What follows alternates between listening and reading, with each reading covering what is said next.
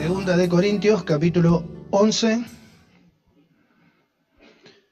verso 1, es una palabra que nos frena en todo lo que Dios nos viene hablando para que abramos los ojos y después sigamos adelante. Amén.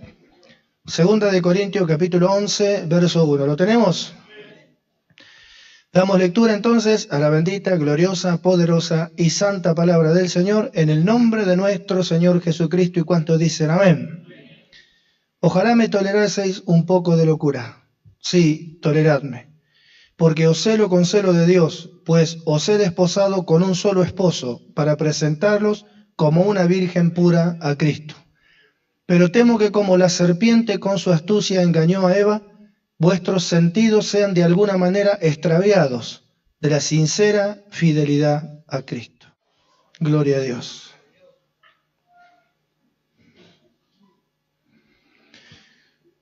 En estos últimos cultos, Dios nos sorprendió de cosas muy profundas y muy tremendas acerca de lo que significa un verdadero cristiano, acerca de lo que significa esta gran obra que Dios está haciendo en nosotros.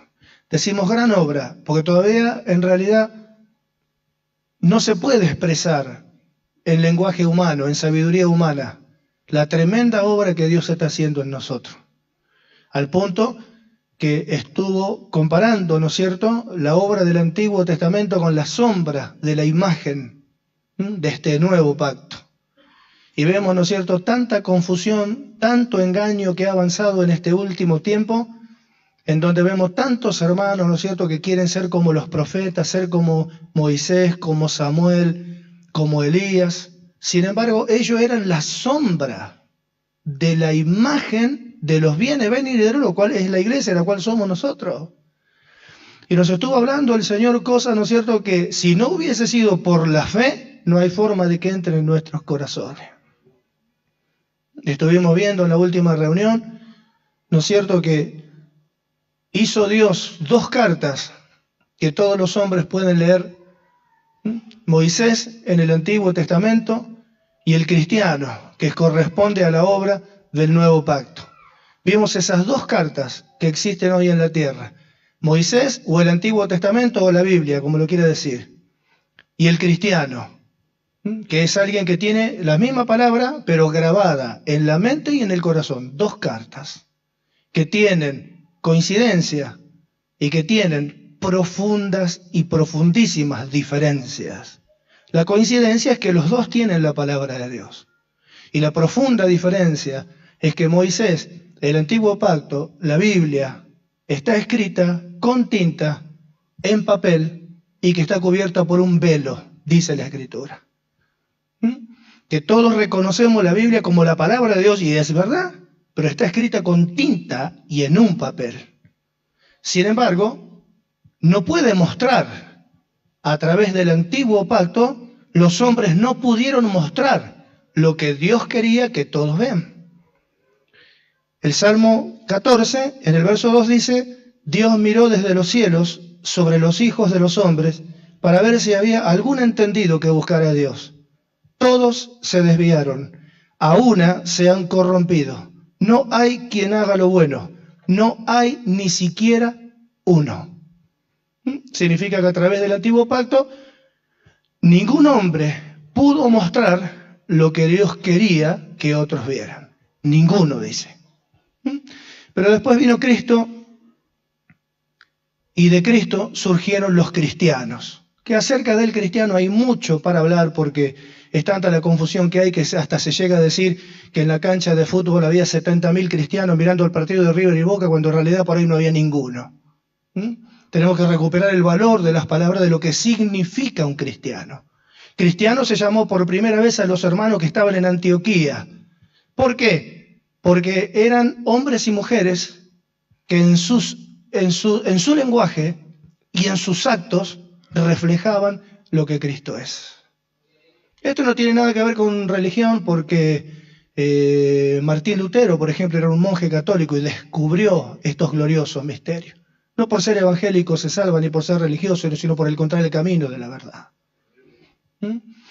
Hay mujeres que han entregado sus vidas y que personas la han descrito de esta manera.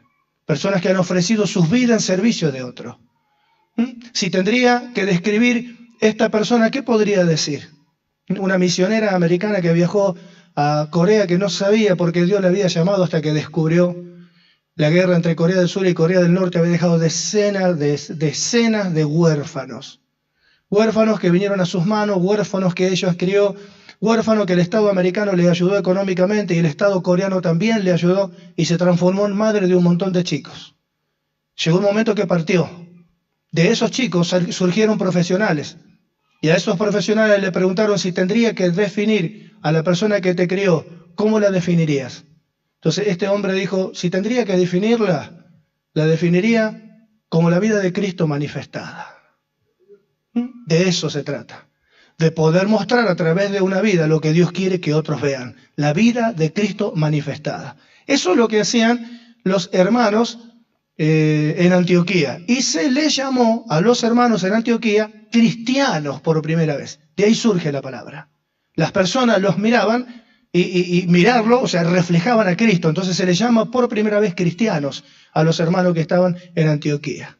Un cristiano, ¿no es cierto?, es una carta escrita, pero no con tinta en un papel, sino que un cristiano es una carta escrita con el Espíritu Santo de Dios en la mente y en el corazón. Es esta misma palabra saliendo de acá, metiéndose adentro del ministro que Dios envió, por la fuerza y el poder del Espíritu Santo se transforma en un dedo que ya escribe no en papel, en tinta, sino que escribe en la mente y en el corazón. Ahí es donde la palabra de Dios cobra más valor, cuando es transportada, ¿no es cierto? Cuando tenemos la tremenda capacidad que proviene de Dios, dijo Pablo, la tremenda competencia que proviene de Dios de poder escribir en la mente y en el corazón de los hombres. Un tremendo misterio.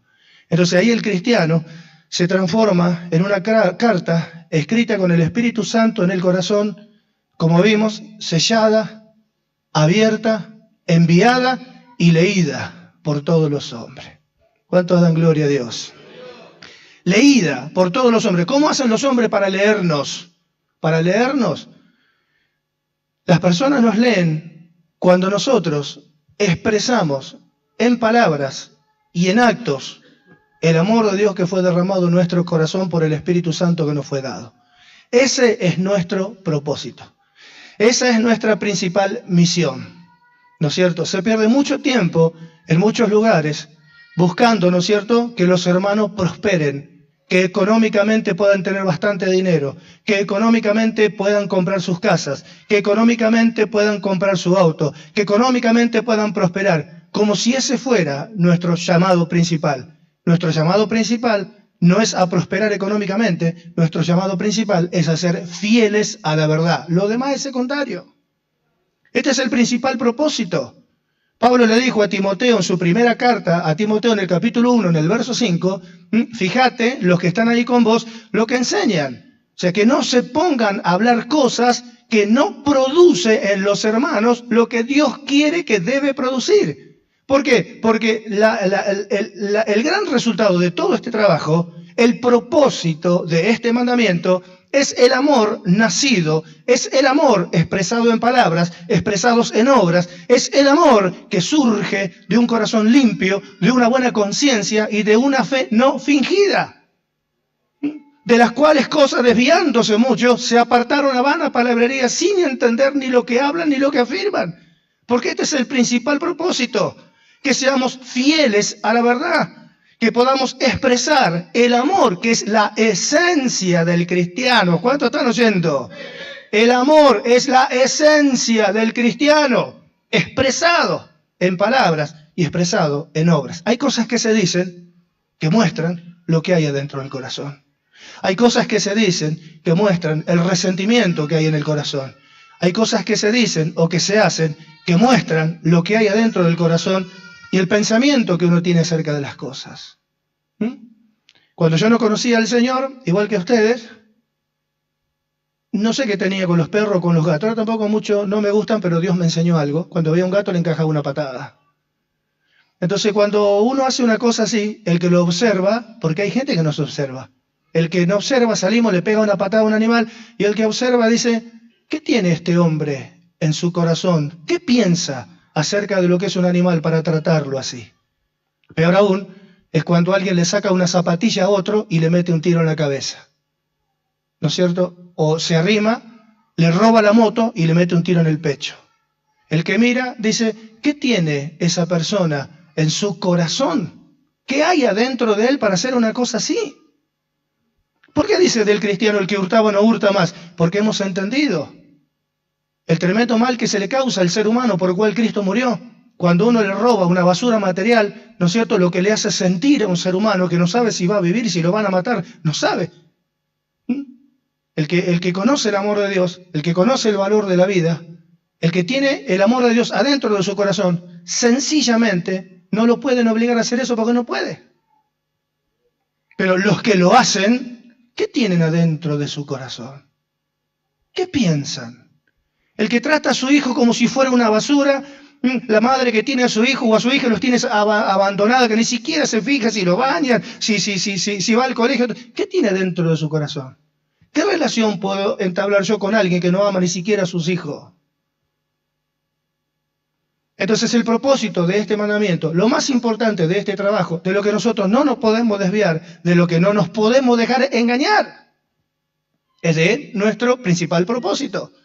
No fuimos llamados a prosperar económicamente, fuimos llamados a ser fieles y Dios prometió que nos iba a prosperar en todas las cosas, pero lo principal de nuestro llamado, ¿no es cierto?, es el ser fieles a la verdad. Y para ser fiel a la verdad, hay que haberse sometido a la mano de Dios, hay que haberse sometido al dedo de Dios, hay que haberse sometido, estar en la reunión, escuchar la palabra de Dios, hacer que la palabra de Dios nos haga cambiar la forma de pensar. Al cambiar la forma de pensar, uno comienza a moldear otro carácter que es el de Cristo, y el resultado del carácter es la conducta. O sea que la conducta habla de cómo es nuestro carácter, y al carácter algo lo forma. ¿Por qué la persona es tan mala? ¿Por qué tenés tanto odio? Porque mi mamá me abandonó, mi padre me abandonó, me violaron cuando era chico y yo si puedo matar, mato. ¿Por qué es así? Por el entorno fue formando ese carácter. Los que tenemos fe nos hemos entregado a la palabra de Dios y la palabra de Dios comienza a formar un nuevo carácter que después se expresa en conducta. El propósito de nuestro mandamiento es ese, que seamos una carta leída, expedida por Cristo, y que los hombres, todos los hombres nos puedan leer, que nosotros podamos expresar el amor de Dios en palabras y en obras, y todo el mundo se va a dar cuenta de lo que hay adentro de nosotros por causa de lo que decimos y por causa de lo que hacemos. ¿Cuántos dan gloria a Dios? El propósito de este mandamiento es el amor expresado en obras que surge de un corazón limpio. Si el corazón está limpio, porque Dios hizo algo, de una conciencia buena y de una fe no fingida. El origen de todo. Una fe no fingida. ¿Significa que la fe se puede fingir? ¿Y cuántos hay que fingen la fe? No, no sabe, yo tengo una fe tremenda, yo tengo una fe que mueve montaña. Una fe que se puede fingir. ¿Qué pasa si yo me veo en la necesidad de tener que fingir la fe? Es que con la fe fingida nunca jamás voy a poder alcanzar, cumplir este propósito. Si mi fe es fingida, podré hablar mucho de mí, que luego no podré mostrar en obras, que luego nadie podrá ver, porque si yo tengo necesidad de fingir la fe porque no la tengo, entonces con la fe fingida es imposible exteriorizar el amor de Dios en palabras y en obras. Pero los que tenemos fe, tenemos que tener cuidado de no desviarnos de la fe, que nada nos engañe y desvíe nuestro sentido de la sincera fe que tenemos, que nos fue dada antes de la fundación del mundo, que es lo único que necesitamos para poder alcanzar este propósito que es para lo cual Dios nos tiene acá en la tierra. ¿Cuántos dan gloria a Dios? El verso 3, que dimos lectura, todo esto es una introducción de lo que Dios nos viene hablando. El verso 3, del que dimos lectura, dice: pero temo que como la serpiente con su astucia engañó a Eva, vuestros sentidos sean de alguna manera extraviados de la sincera fidelidad a Cristo. Significa que hay una fidelidad que no es sincera. Significa que hay una fidelidad que es falsa. Llevarnos a una falsa fidelidad es obra del engaño. El engaño es obra de la serpiente antigua, como dice acá, o del diablo, como le quiera llamar. Le vuelvo a repetir, ser llevados a una falsa fidelidad es obra del engaño. La obra del engaño es obra de la serpiente antigua, en donde nos hace creer que somos fieles cuando en realidad no lo somos. Esa es la particularidad del engaño, que uno se cree una cosa que no es, y de eso está lleno. Yo no robo, yo no mato, yo no le hago mal a nadie, yo no molesto a nadie. Acá no se trata del mal que hacemos o que no hacemos, sino del bien que Dios quiere a través de nosotros hacer y que no hacemos. Acá no se trata del mal que se hace o no se hace, acá se trata del bien que Dios quiere que hagamos, que no se puede hacer si no seguimos el curso que Dios tiene para nosotros. Acá no está hablando del mal que hace, acá está hablando del bien que no está capacitado para hacer. Y Él es el autor, el creador. Por eso tan tremendo su castigo. El príncipe de este mundo ya ha sido juzgado. Los hombres pecan, los cristianos también nos arrepentimos y cometemos errores y Dios nos perdona, pero a este no lo perdonó. El príncipe de este mundo ya ha sido juzgado. En alguna oportunidad hemos explicado por qué al hombre Dios lo perdonó y a Lucifer no lo perdonó. Y la respuesta es, primero, que el pecado no se originó en el hombre, el pecado se originó en el cielo, porque fue él el inventor. Segundo, el hombre pecó porque la serpiente lo engañó, pero nadie lo engañó. El pecado se originó en él fue el inventor, el diseñador, el creador. Por eso es que a él Dios no lo perdonó. Al hombre lo perdonó porque pecó, porque él lo engañó. A él no lo perdonó porque él no lo engañó a nadie. Nace de él ese arte, ¿no es cierto?, que maneja muy bien de, con astucia, engañar y mentir. Y como los hombres cuando pecaron se formaron a su imagen, en el mundo reina ahora esta actitud. Sin embargo, el propósito para lo cual nosotros fuimos llamados es que nos miremos a la cara, sin mentiras ni engaños, solamente con la verdad, en la misión que Dios nos ha encomendado. Y la esencia de la verdad es el amor. Si nos desvía algo del amor expresado en obras, vamos a creer que somos muy fieles porque económicamente Dios nos prosperó, porque económicamente te pude comprar el coche nuevo y otros hermanos no pudieron comprar, significa que a mí Dios me bendijo. No, ese no es nuestro llamado. Ojo, porque ahí puede caer en el engaño de creerse usted que es muy fiel y no es. Ese no es nuestro llamado. Nuestro llamado es a ser fieles y que podamos mostrar que Dios nos bendijo, pero primero el principal objeto de nuestro llamado es ser fieles a la verdad. Cuando uno llega a ser fiel a la verdad es porque se entregó en las manos de Dios para que Dios pueda trabajar y hacer lo que le place en nuestros corazones. ¿Amén? ¿Cuántos dan gloria a Dios? Fuimos llamados a ser piadosos, no a tener apariencia de piedad. Porque esa justamente es una de las particularidades del engaño. Los lobos que se visten de oveja. Ese es el engaño. Tienen apariencia de piedad, pero en su esencia son lobos rapaces. Nosotros no fuimos llamados a tener apariencia de piedad, sino a ser piadosos.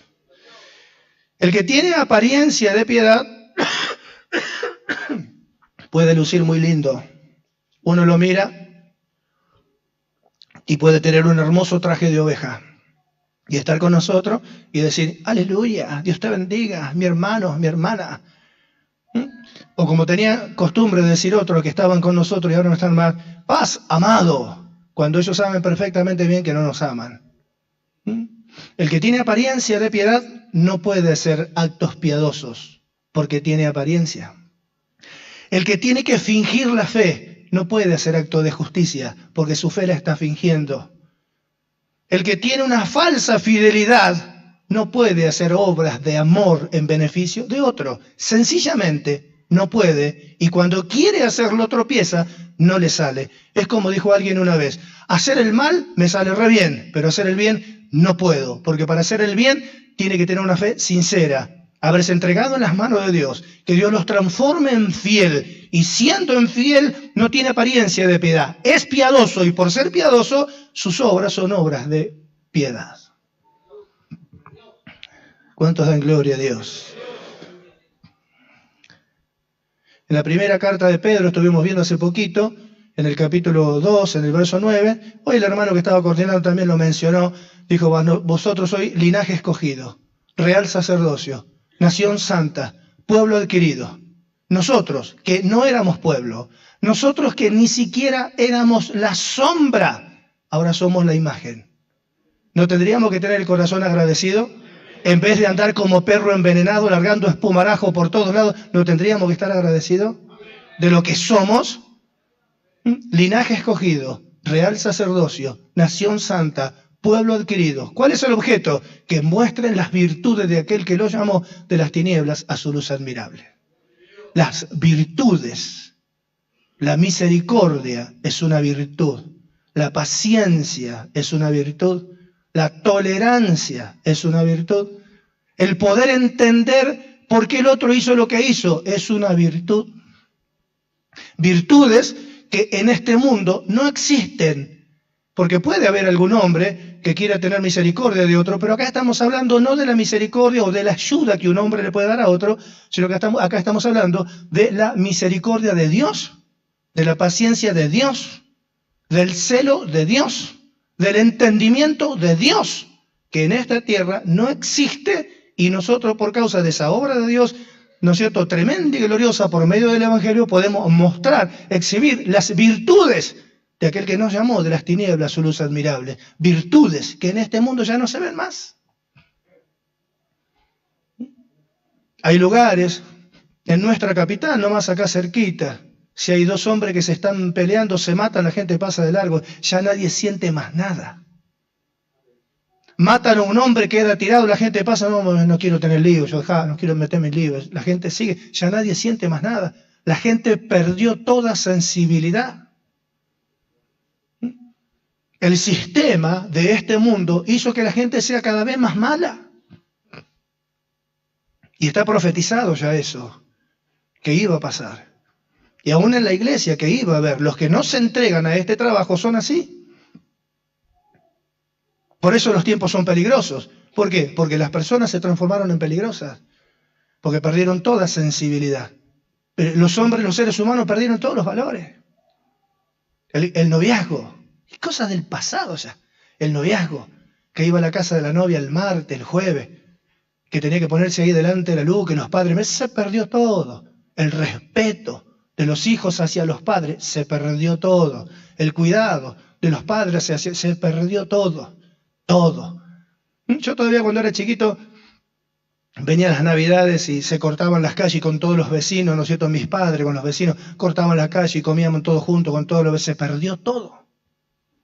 Se perdió todo. No existen virtudes en este mundo.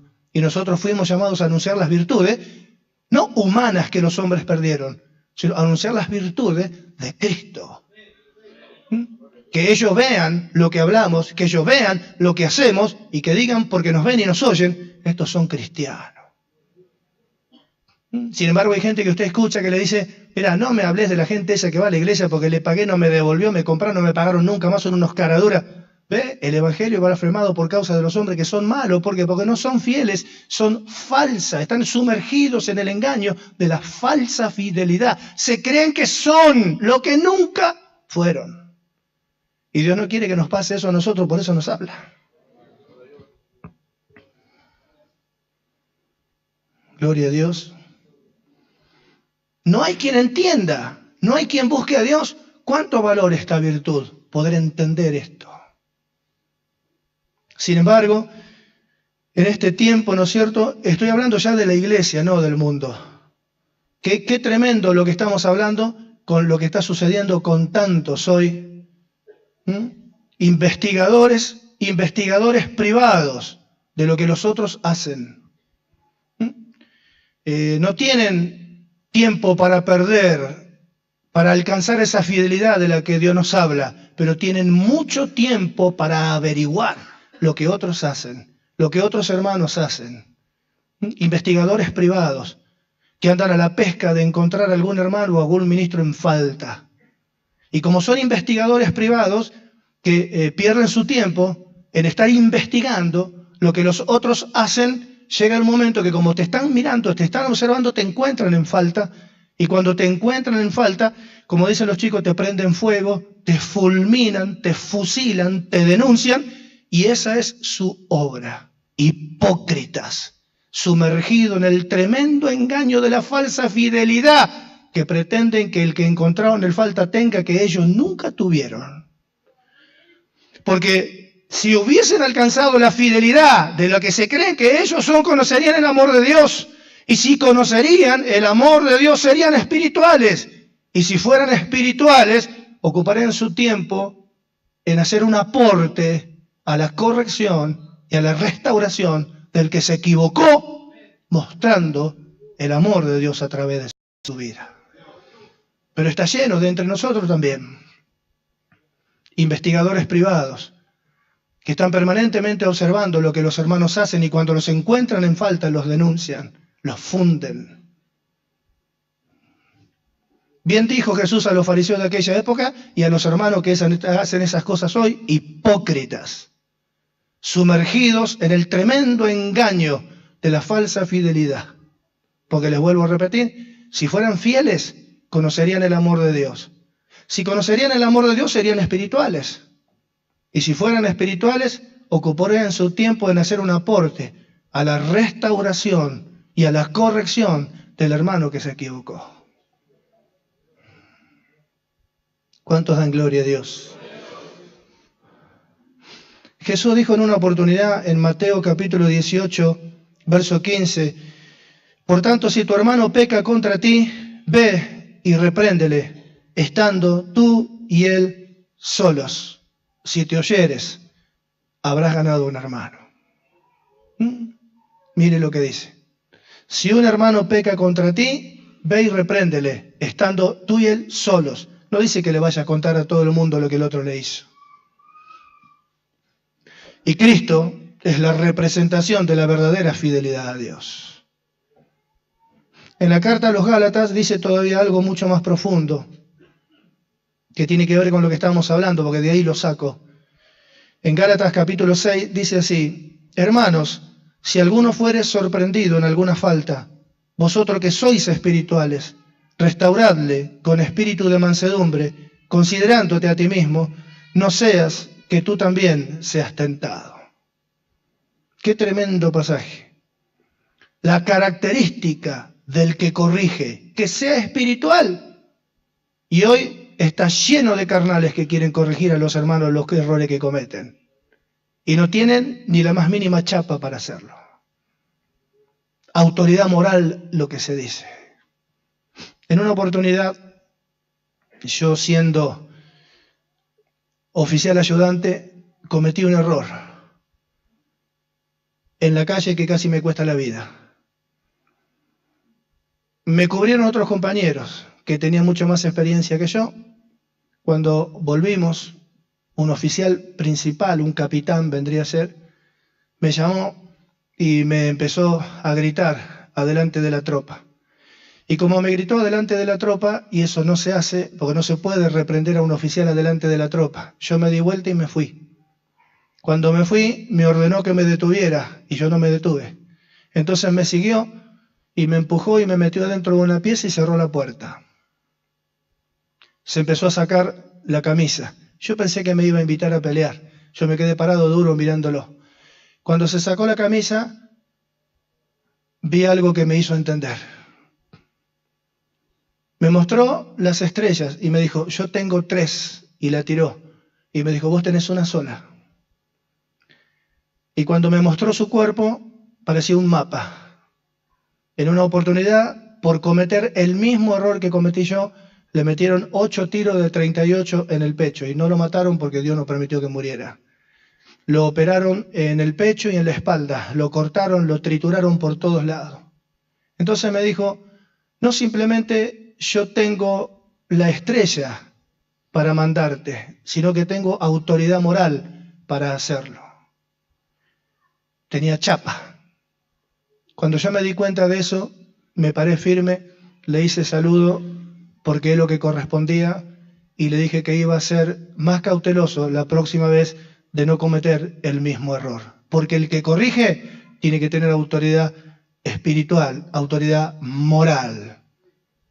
Y acá hay un montón que están esperando encontrar a los hermanos, saber los errores que cometen, para luego, cuando lo pescan, si sorprenden a algún hermano una falta, a ellos les sirve para justificar su mala conducta, para justificar el abandono de su servicio y para justificar su ausencia entre nosotros, porque no se quiere juntar con gente que no obedece a la verdad, que ellos nunca obedecieron.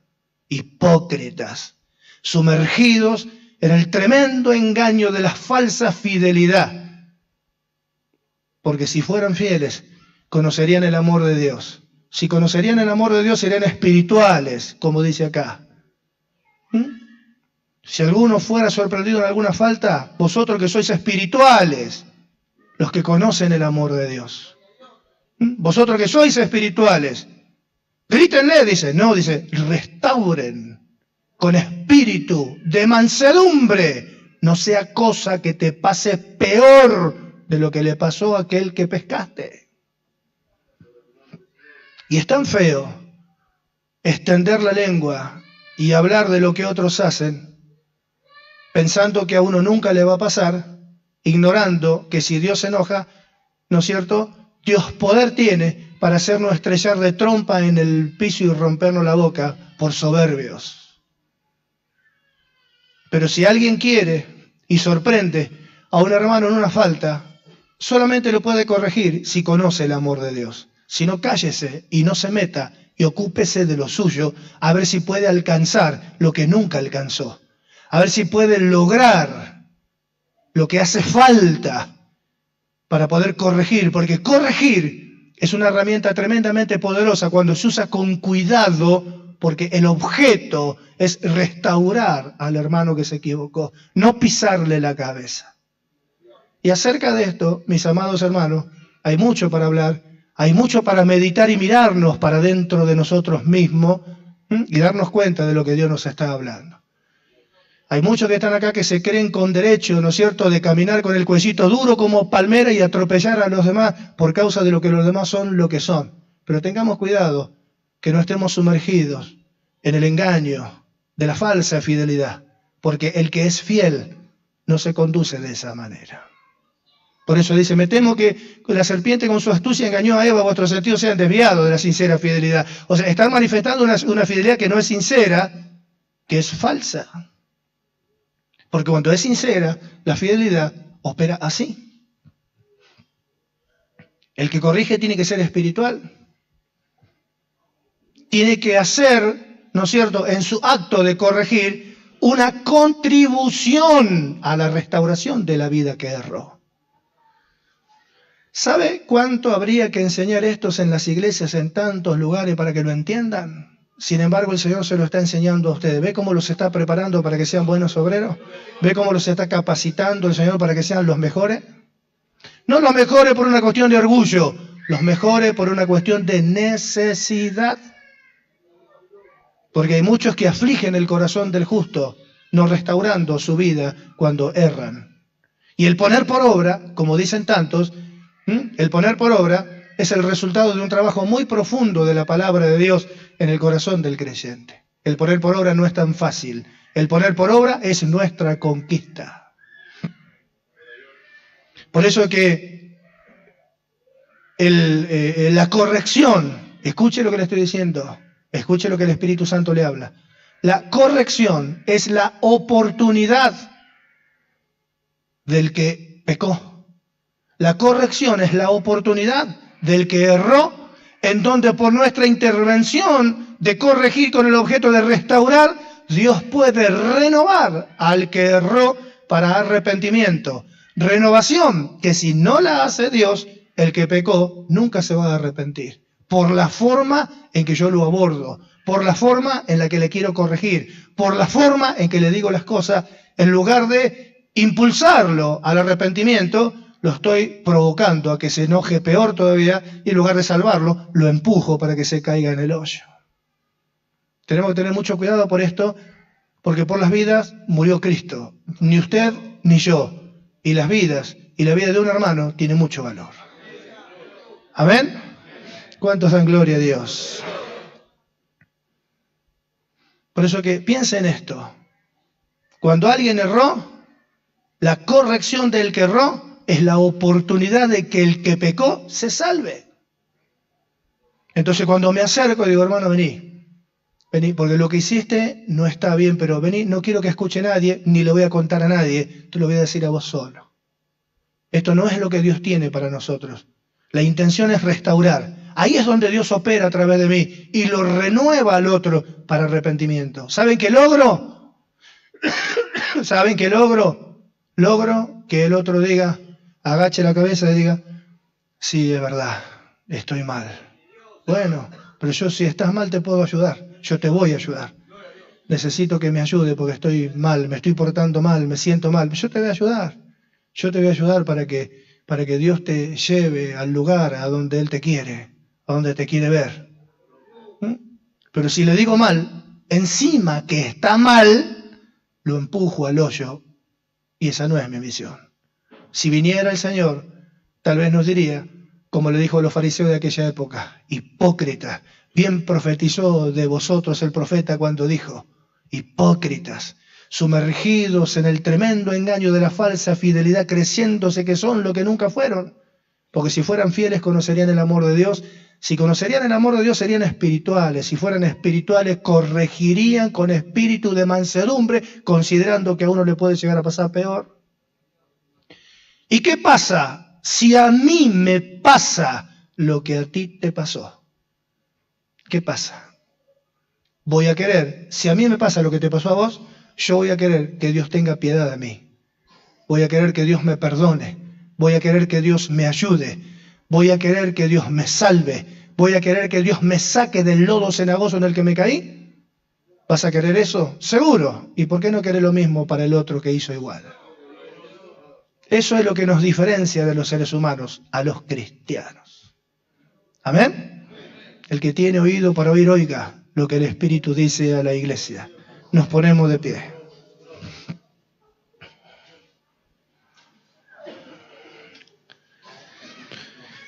¿Cuántos dan gloria a Dios?